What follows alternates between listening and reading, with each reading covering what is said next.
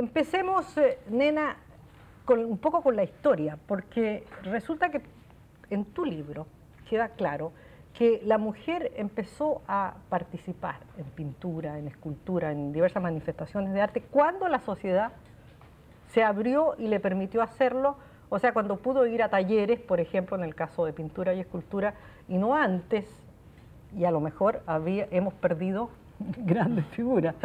Es así, ¿no? Mira, yo te quisiera aclarar una cosa primero. Tú dijiste que este era el libro enteramente obra mía. Hablemos de que lo produjo, lo auspició, y fue gracias al Chase Manhattan Bank que se pudo hacer el libro. Claro que sí. Y en realidad el formato y todo lo eligió la editorial Lord Cochrane. Ya. El interior he tenido mucho que ver. Lo que está dentro Sí. ya es tuyo. Ya. Mira, la mujer en la historia, por alguna razón que no sé en qué minuto se doblegó ante el hecho de que es la dueña de casa o la que dirige el hogar y los hijos, al hecho de que no podía tener las mismas posibilidades que el hombre en muchos detalles. En uno de ellos es una cosa de pudor, te diría, porque una mujer no podía, históricamente, en la civilización occidental, ir a un estudio en que los hombres estuvieran trabajando en pintura y hubiera una modelo desnuda, por ejemplo. Era imposible que apareciera una mujer ahí. Entonces se fue limitando el arte a las mujeres que tenían artistas en su familia, fuera su padre, que era pintor o escultor, fuera su madre, que era la que hacía cositas, no tampoco hacía la obra grande, o sus hermanos o su marido. Uh-huh. Y el caso de las hermanas Mira, por ejemplo, que son dos de las primeras grandes pintoras chilenas. Yo te estaba hablando un poco más en términos generales. Claro. La primera, el ambiente, como lo explico en el libro, que tuvo artistas importantes fue en Grecia. Parece que no había esa diferencia, por la referencia que hay en los libros de esa época, o sea, del primer siglo de nuestra era. Pero después ya la mujer desapareció, incluso los hombres desaparecieron y pasaron a ser anónimos en la Edad Media.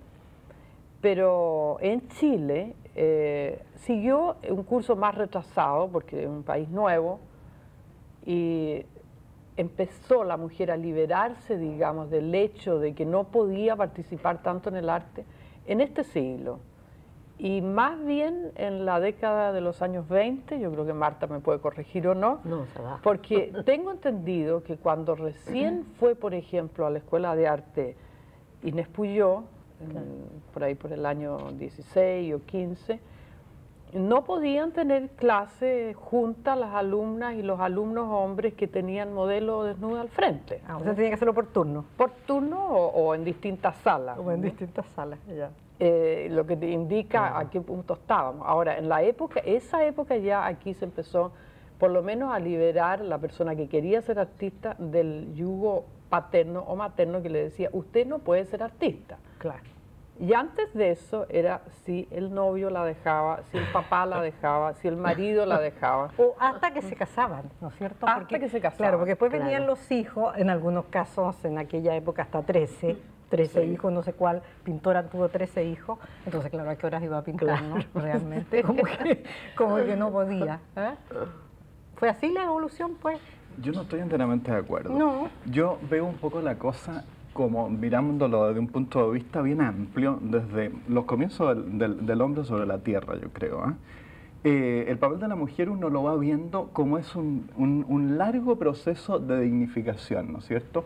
En los primeros periodos, en la prehistoria, el papel era absolutamente secundario, incluso entre los griegos.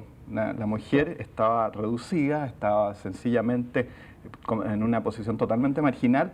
Tuvo que venir prácticamente el cristianismo. El cristianismo sí que inició, es decir, ya le dio la dignificación de la mujer. Por ejemplo, vimos como entonces este eros griego se transformó en el sentido del amor abnegación, amor entrega, amor generoso, ¿no es cierto? Y después corresponde todo esto a una época en que, en relación al arte ahora, la mujer y el hombre, si se ponían a trabajar en arte, eran siempre anónimos, ¿no es cierto? Tuvo que llegar el Renacimiento para que se empezaran a individualizar los artistas. Y una cosa que dijo la nena, no sé, al pasar, y que se podría desprender un poco de eso, yo creo que, bueno, es una cosa completamente al margen. La mujer, yo creo que el papel que tiene una familia es sencillamente insustituible. Y es, tú dijiste 13 hijos, son 13 obras de arte una tras de otra. Obras de arte que pueden a su vez producir más arte porque pueden ser los 13 artistas. Bien, pero en ¿Qué pasa general, con la pintora que tiene 13 hijos que podría tener los hijos y pintar? se las